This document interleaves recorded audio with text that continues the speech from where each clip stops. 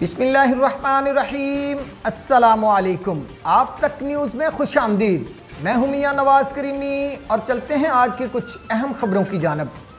وہ یہ ہے کہ جو صورتحال پیدا ہو گئی، جس کا میں نے بھی آپ سے تفصیل سے ذکر کیا پہلے، 9 مئی کے بعد خاص طور پر اس وقت میرے لیے یہ ذاتی طور پر ممکن نہیں ہے کہ ان حالات کے اندر قیادت کی جو ذمہ داریاں ہوتی ہیں وہ میں نبھا سکوں، وہ میرے لیے ممکن نہیں ہے۔ اس لیے میں سیکرٹری جنرل تحریک انصاف کی جو ذمہ داری ہے اور کور کمیٹی کی ممبرشپ، اس سے میں مستعفی ہوں گا۔ جو میرے خیالات ہیں، ایک یہ وجہ بھی ہے کہ میں کھل کر بات کرنا چاہتا ہوں کہ کیا کرنے کی ضرورت ہے۔ میرے خیال میں اس وقت سب کو ہمیں کھل کر بات کرنی چاہیے، اور ظاہر ہے کہ جب آپ ایک اہم ترین عہدے کے اوپر بیٹھے ہوئے ہیں تو پھر یہ بنتا نہیں ہے کہ آپ اپنی کوئی انفرادی رائے جو ہے وہ الگ سے وہ دیں۔ تو اس لیے ان عہدوں سے میں مستعفی ہو رہا ہوں۔ باقی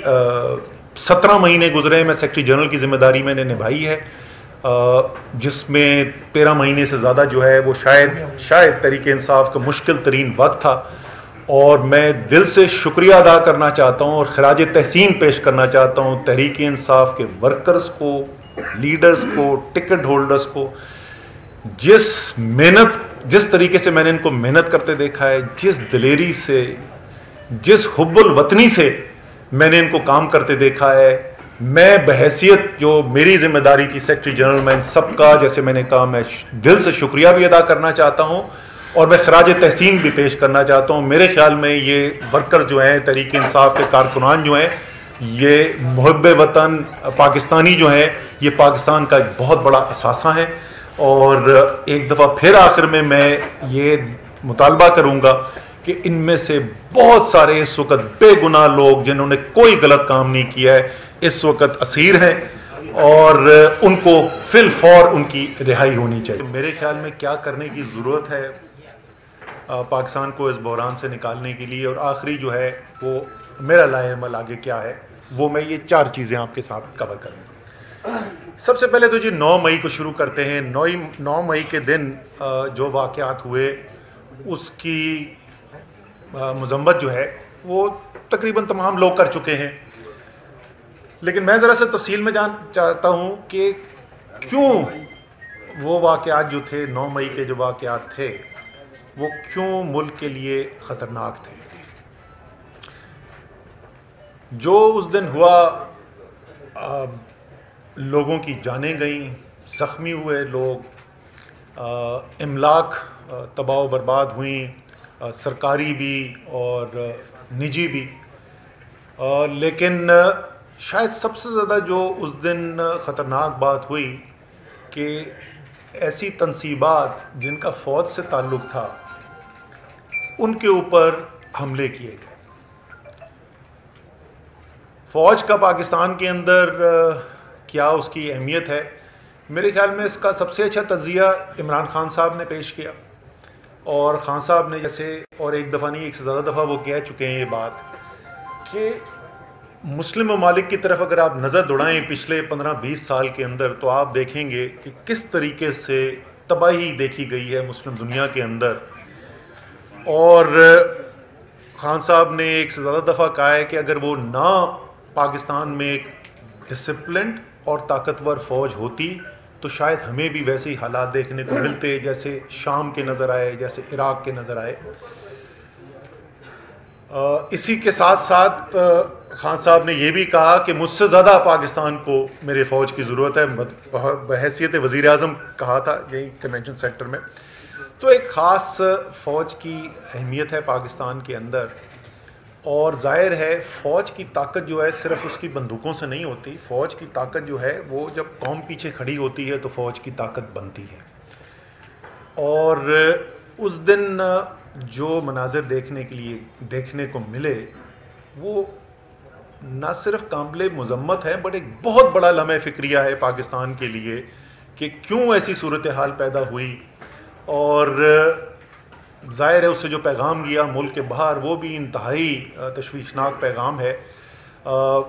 تو پہلے بھی اس کی بات کی جا چکی ہے۔ میرے خیال میں ایک شفاف تحقیقات ہونی چاہیے جس کے اوپر قوم کو اعتماد بھی ہو کہ جو تحقیقات کی جا رہی ہیں واقعی میں جو ذمہ داران ہیں جو ملوث تھے اس کے اندر ان کے اوپر بھرپور طریقے سے ایکشن ہونا چاہیے، لیکن ساتھ ساتھ یہ بھی ہونا چاہیے کہ جو بے گناہ ہیں، کیونکہ اس وقت ہزاروں لوگ جو ہیں وہ جتنی میرے پاس نالج ہے، میں تو جیسے میں نے کہا میں 15 دن کی قید تنہائی سے آ رہا ہوں، لیکن جو میں نے سنا ہے اس وقت ہزاروں کارکن جو ہے وہ لوگ زیر حراست ہیں، اور ظاہر ہے ان میں سے ایک بہت بڑی تعداد ایسے لوگوں کی ہے، شاید تقریباً تمام لوگ ایسے ہوں گے، بہت کم ایسے ہوں گے جو ملوث ہوں، اور زیادہ تر ایسے لوگ ہیں جو بے گناہ ہیں، تو ان کو چھوڑنا بھی جو ہے اور جلد سے جلد چھوڑنا جو ہے وہ بہت ضروری ہے۔ لیکن یہ تحقیقات ہونا، جو ملوث تھا اس کو سزا دینا، یہ انتہائی ضروری ہے۔ میرے لیے ذاتی طور پہ اس لیے بھی وہ اس دن کے مناظر ذرا زیادہ کیا کہنا چاہیے تشویشناک تھے، یا دل کو میرے زیادہ لگے، کیونکہ یہ میں پہلے بھی بات کر چکا ہوں۔ آپ مجھ سے آج کوئی ایسی بات نہیں سنیں گے جو آپ پہلے نہیں سن چکے ہیں، سوائے میرے خیال میں آخر میں تھوڑی سی میں بات کروں گا، باقی میرا تجزیہ جو ہے وہ کوئی بھی ایسی چیز نہیں ہے جو آپ پہلے نہیں سن چکے۔ مجھے یاد ہے میں نے 2017 میں نیشنل اسمبلی کے اندر، قومی اسمبلی میں کھڑے ہو کے تقریر کی تھی جس میں میں نے 10 نام لیے تھے، اور میں نے کہا یہ نام کون ہے، آپ نے شاید سنے میں نہ ہو، اور وہ 10 لوگوں کے نام تھے، 10 شہیدوں کے نام تھے جو اس سے پچھلے چند ہفتوں کے اندر شہید ہوئے تھے، اور جیسا میں نے اس دن کہا تھا اور آج پھر کہہ رہا ہوں، آپ کا اور میرا دفاع کرتے ہوئے۔ تو فوج جو ہے وہ صرف ان 2-3 بڑے جرنیلوں کا نام نہیں ہوتا جن کے نام ٹیلی ویژن کے ٹاک شوز کے اندر لیے جاتے ہیں، جن کی پریس کانفرنسز کے اندر بات کی جاتی ہے۔ فوج لاکھوں لوگوں پر مشتمل ہے جو اپنی زندگی داؤ پہ لگاتے ہیں اپنے ملک کی حفاظت کے لیے، آپ کی اور میری حفاظت کے لیے۔ اور جیسے میں نے کہا میرے لیے ذاتی طور پہ اس لیے تکلیف دہ تھا، میرا 3 نسلوں سے فوج سے تعلق ہے، یہ بات بھی پہلے سے مشہور ہے، اور مجھے بڑا فخر ہے اس بات کا کہ کوئی 1965 کے بعد سے کہ جنگ سے لے کے اگر آپ وار اینڈ ٹیرر تک اٹھا کے دیکھ لیں، کوئی بھی ایسی صورتحال نہیں ہوئی جہاں میرے خاندان کا، میرے والد، میرے بھائی، میرے بھتیجے، وہ انہوں نے اپنی زندگی داؤ پہ نہ لگائی ہو ملک کے دفاع کے لیے۔ سو اس لیے جو بھی تعلق رکھتا ہے، جو بھی اہمیت کو سمجھتا ہے، اس سب کے لیے وہ تکلیف دہ مناظر تھے۔ تو ایک تو یہ 9 مئی کے بارے میں یہ ضرور اپنے کہنا چاہتا تھا، اور میرے خیال میں تقریباً تمام قوم کے ساتھ جو ہے یہی اظہار خیال کیا گیا ہے، تو یہ کوئی بڑی یونیک بات میں نے نہیں کی ہے۔ لیکن اس کے ساتھ ساتھ صرف 9 مئی نہیں ہے، ہماری قوم اس وقت کدھر کھڑی ہوئی ہے، کہاں پہ ہم ملک کو لے کر آ گئے ہیں۔ میں ملک کو دیکھ رہا تھا، تجزیہ کر رہا تھا، جیل میں بیٹھ کے ٹائم بہت ہوتا ہے سوچنے کا، تو میں نے کہا 5 بڑے سٹیک ہولڈرز ہیں اس وقت پاکستان کے اندر۔ پاکستان کی عدلیہ، اعلیٰ عدلیہ میں تقسیم ہوا ہے، سارا پاکستان دیکھ رہا ہے کہ عدلیہ تقسیم ہے، عدلیہ فیصلے کرتی ہے، عمل درآمد نہیں ہوتا۔ ایک عجیب و غریب صورتحال ہے کہ وہ عدلیہ جس کے بغیر آپ کی آئینی طرز حکومت ممکن نہیں ہے، جس کے بغیر جمہوریت ممکن نہیں ہے، اس عدلیہ کے آپس میں اختلافات پیدا ہوئے میں اور اس کے فیصلے جو ہیں زمین پہ امپلیمنٹ نہیں ہو رہے۔ یہ کتنی خطرناک صورتحال